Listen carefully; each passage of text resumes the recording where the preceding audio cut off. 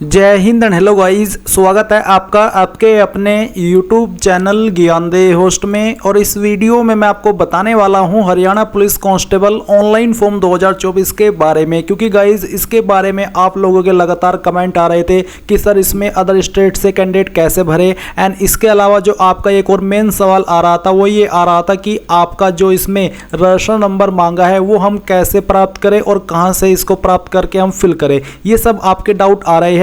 इसके अलावा जो आपने अगर सीईटी दे रखा है तो सीईटी आपने दिया और आपके पास उसका रजिस्ट्रेशन नंबर नहीं है तो आप उसको कैसे कहां से निकालेंगे, इसकी जानकारी भी आपको इस वीडियो के अंदर दी जाएगी। तो आपको वीडियो को पूरा देखना है। इस वीडियो को देखने के बाद में आपके मन में इस भर्ती को लेकर के, इस फॉर्म को लेकर के कोई भी सवाल डाउट नहीं रहेगा, चाहे आप हरियाणा से है या फिर किसी अन्य राज्य से। तो वीडियो को पूरा देखना है। तो गाइज अगर आपने अभी तक वीडियो को लाइक नहीं किया तो फटाफट से वीडियो को लाइक कर दो एंड चैनल को सब्सक्राइब करके बेल आइकन ऑन कर लो। अब चलिए पॉइंट पर आते हैं। तो सबसे पहले तो मैं उन कैंडिडेट के बारे में बात करता हूं जिनको ये तक नहीं पता कि सीईटी है क्या, क्योंकि जब आप फॉर्म भरने के लिए जाते हैं तो फॉर्म भरने में आपको यहां पर बोला है कि आपके पास सीईटी रजिस्ट्रेशन नंबर होना चाहिए। अब बहुत सारे कैंडिडेट ऐसे हैं जिनको ये नहीं पता कि सीईटी रजिस्ट्रेशन नंबर क्या है, भले ही वो हरियाणा से भी क्यों ना हो, क्योंकि सभी ने सीईटी का जो फॉर्म है वो नहीं भरा था। अब मैं आपको बता दूं कि ये सीईटी कब आया था।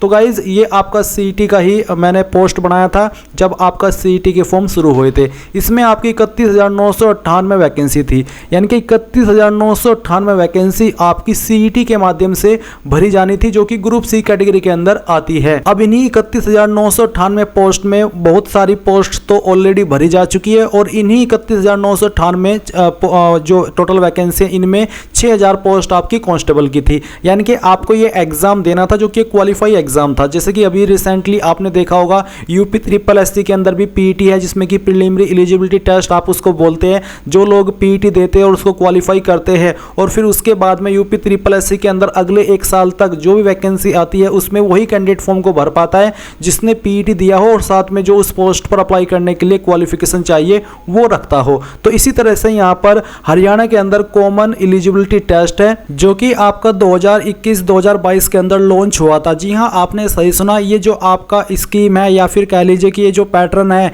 ये आपका 2021-2022 में आया था। यानी कि जिन्होंने 2021-2022 के अंदर इसके अंदर अप्लाई कर लिया था और फिर जो आपका सीईटी ग्रुप सी का प्रीलिम एग्जाम क्वालिफाई कर लिया था वही कैंडिडेट इसमें एलिजिबल है। मेरी समझ में ये नहीं आ रहा है कि उस वक्त जो कैंडिडेट 16 साल की एज में थे या फिर 17 साल की एज में थे, जो कि 2022 के अंदर या फिर 2023 के अंदर जाकर के 18 प्लस हुए हैं, तो वो कैंडिडेट कैसे उस फॉर्म को भर पाते और कैसे अब वो इस पुलिस वाले फॉर्म को भरेंगे। तो मुझे समझ में ये नहीं आ रहा है। एक तो इतने टाइम के बाद में पुलिस कांस्टेबल की वैकेंसी आई है और ऊपर से इन्होंने एक ऐसी कंडीशन रख दी है। चलो मैं मानता हूं कि वो लोग इसमें यहां पर भर सकते हैं जिन्होंने सीईटी ग्रुप सी क्वालिफाई किया था प्रीलिम एग्जाम, बट उनकी क्या गलती जो कि उस वक्त सीईटी भरने के लिए भी एलिजिबल नहीं थे और ना ही अब वो यहाँ पर इस पुलिस वाले फॉर्म को भरने के लिए एलिजिबल है, क्योंकि गाइज उन्होंने सीईटी नहीं भरा था, वो एलिजिबल नहीं थे। तो मुझे लगता है कि कम से कम जो फ्रेशर कैंडिडेट है उनको मौका कम से कम हरियाणा वाले स्टेट को तो मिलना ही चाहिए था। अब मैं आपको बताता हूँ कि एक एग्जैक्टली कब आया था। अभी जो वीडियो में देख सकते हैं ये आपकी ऑफिशियल डेट है। इसमें आपकी पहले जो वैकेंसी थी 2022 के अंदर ग्रुप सी की कैटेगरी के अंदर वो 31,000 प्लस थी, फिर इसमें 28,000 और ऐड कर दी गई और आपकी टोटल आपकी जो हुई वो 60,000 प्लस के आसपास रही। अब इसमें यहाँ पर आप ये जान लीजिए कि ये फॉर्म एग्जैक्टली कब आए थे। तो गाइज यहाँ पर जो आपके ग्रुप सी के फॉर्म आए थे HSC CET के, वो आपके यहाँ पर शुरू हुए थे 12 जनवरी 2021 को और ये जो फॉर्म आपके भरे गए थे ये आपके भरे गए थे 10 जुलाई 2022 तक। तो इस डेट तक आपने इस फॉर्म को भरा था। उसके बाद में फिर आपके मेंस के फॉर्म आए थे, पर अभी जो इस फॉर्म को आप भर पा रहे हैं आपका CET group C prelim exam qualify करना आपको बोला है। एंड जो इसकी एग्जाम डेट थी वो आपकी यहाँ पर 5 और 6 नवंबर 2022 थी ग्रुप सी की और मेन की आपकी अलग थी। अब अगर आपने इसमें अप्लाई कर लिया था HSC CET ग्रुप सी में प्रीलिम में, पर आपने आपका रिजल्ट चेक नहीं किया, तो मैं आपको बता दूं कि वीडियो के डिस्क्रिप्शन में मैंने आपको हमारी वेबसाइट का लिंक दिया है।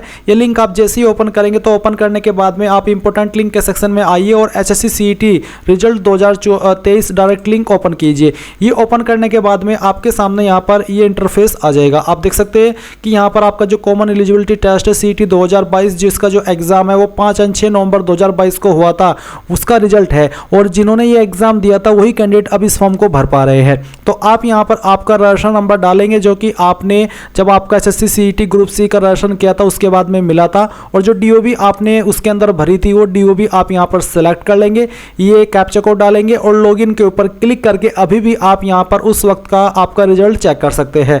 जब आपके सीईटी के ग्रुप सी के फॉर्म शुरू हुए थे तो बहुत सारे कैंडिडेट को लगा था कि पता नहीं ये क्या है, क्यों भराए जा रहे हैं, पर मैंने बहुत उस वक्त भी वीडियो बनाई थी और सभी को बोला था कि ये सभी को रजिस्ट्रेशन करना अनिवार्य है। अगर आप हरियाणा की स्थित जो गवर्नमेंट वैकेंसी आएगी उसमें किसी में भी अप्लाई करना चाहते हैं, पर उस वक्त तो काफ़ी सारे कैंडिडेट ने उसको इग्नोर किया, और हाँ कुछ कैंडिडेट ओवर एज थे, सॉरी अंडर एज थे, इसलिए वो फॉर्म को नहीं भर पाए, पर उसमें वैसे एज कंडीशन कोई थी नहीं, पर आपको तब भी उसमें अप्लाई करना था, इसलिए गाइज यहाँ पर अब ये प्रॉब्लम आ रही है। अब बात आती है कि आपको अब इसमें क्या करना चाहिए अप्लाई करने के लिए। तो गाइज अप्लाई करने के लिए आपको आपका जो रजिस्ट्रेशन नंबर है सीईटी का वो होना ही चाहिए, चाहे आप हरियाणा से या फिर अन्य स्टेट से। इसके अलावा आपके पास कोई भी ऑप्शन नहीं है इसमें अप्लाई करने का। जी हाँ, आपने सही सुना, आपको सुन करके काफ़ी बुरा लग रहा होगा, बहुत सारे कैंडिडेट को गुस्सा भी आ रहा होगा कि यार इतने टाइम के बाद में हरियाणा सरकार ने ये वैकेंसी निकाली और उसमें भी कुछ ऐसा इन्होंने यहाँ पर कंडीशन रख दिया, आप मजबूर है, आप नहीं कर पा रहे हैं। अगर आप यहाँ पर न्यू कैंडिडेट के सेक्शन पर जाते तो आप देखते कि यार ये क्या मांगा जा रहा है, क्योंकि ये तो हमारे पास है ही नहीं।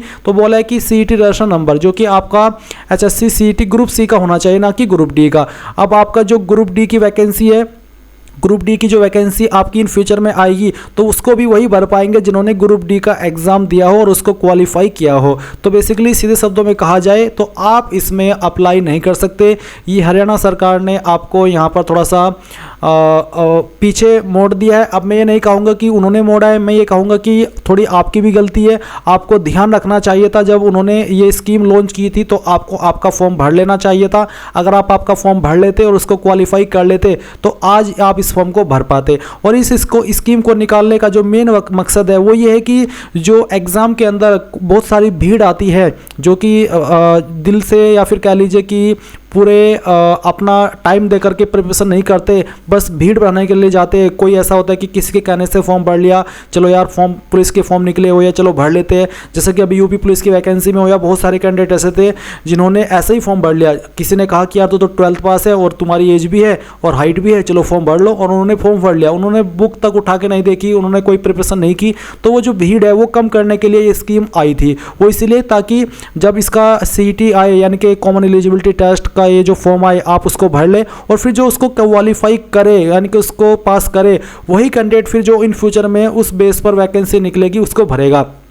क्योंकि अगर आप अब तैयारी नहीं करेंगे तो आपसे सीईटी भी क्वालिफाई नहीं होगा, और अगर आप तैयारी करते हैं किसी गवर्नमेंट एग्जाम की तो फिर आप सीईटी क्वालिफाई कर लेंगे और उसके बाद में आप यहाँ पर जो आपका फॉर्म है वो आप भर लेंगे, यानी कि भीड़ थोड़ी कम हो जाएगी। इसलिए गाइज ये आपका सीईटी लॉन्च किया गया था।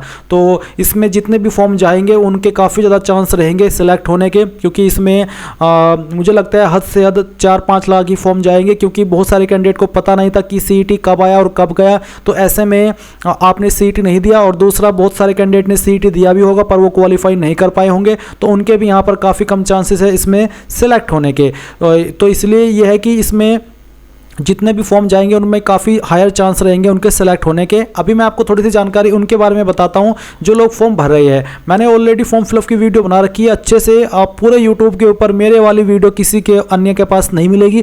मैंने रियल फॉर्म भर के दिखाया, बाकी यूट्यूबर्स ने किसी और की वीडियो को टेप करके उसमें आपको जानकारी दी है, पर मैंने आपको डॉक्यूमेंट सर्टिफिकेट या फिर जो आपका कास्ट सर्टिफिकेट है, निवास प्रमाण पत्र है, कैसे कहाँ पर क्या जानकारी भरनी है, बहुत ही अच्छे से इस वीडियो में एक्सप्लेन किया है। इसलिए आप इस वीडियो को देख करके भरिएगा। अभी इसमें एक चीज़ और मुझे ऐड करनी है जो कि है आपका जो सेल्फ डिक्लेरेशन है वो आपको इसमें अपलोड करना है। जब आप अपने फॉर्म का प्रिंट लेते हैं और प्रिंट लेने के बाद में आपको इसको अपलोड करने के लिए बोला जाता है, तो उसमें गाइज आपको एक डिक्लेरेशन दिया भी है और एक डिक्लेरेशन आपको उसमें और ऐड करना है। यानी कि जो आपका पीडीएफ है उस पीडीएफ के अंदर आपको ये जो 23 पेज है नेक्स्चर 8 ये ऐड करना होगा, और उसमें आपको ये जैसे कि डिक्लेरेशन है ऊपर हिंदी में लिखना है और नीचे आपको इंग्लिश में लिखना है। यानी कि आपको अपने हैंड से हिंदी और इंग्लिश दोनों में लिखने हैं, बिल्कुल सेम टू सेम जैसा कि यहाँ पर लिखा है। और यहाँ पर आपको आपके सिग्नेचर करने हैं। और ये करने के बाद में आपको जो आप प्रिंट डाउनलोड करते हैं आपके एप्लीकेशन फॉर्म का भरने के बाद में, उसमें आपको नीचे की तरफ ये वाला पेज भी ऐड कर देना है आपके हैंड डिक्लेरेशन का, और फिर आपको इसको अपलोड करना है। और अगर आपने नहीं भी किया तो तब भी कोई इशू नहीं है, पर आपको ये अपलोड करना होगा क्योंकि इसके लिए आपको यहाँ पर बोला गया है। इसलिए गाइज यहाँ पर आपको पूरी जानकारी मैंने एक्सप्लेन कर दी है इसके बारे में। और माफ़ी चाहूँगा आप सभी से कि आप इसमें अप्लाई करने के लिए एलिजिबल नहीं हो पा रहे। बाकी बहुत सारे कैंडिडेट के बार बार यही कमेंट आ रहे कि सर कैसे भरे, सीईटी नहीं है, सीईटी क्या होता है। तो मैंने ये भी बता दिया कि सीईटी क्या होता है, कब आया था ये भी बता दिया है। और आगे जब आएगा उसका भी आपको ध्यान रखना है, चैनल को सब्सक्राइब कर लेना है और बेल आइकन को ऑन कर लेना है। Thanks for watching. जय हिंद।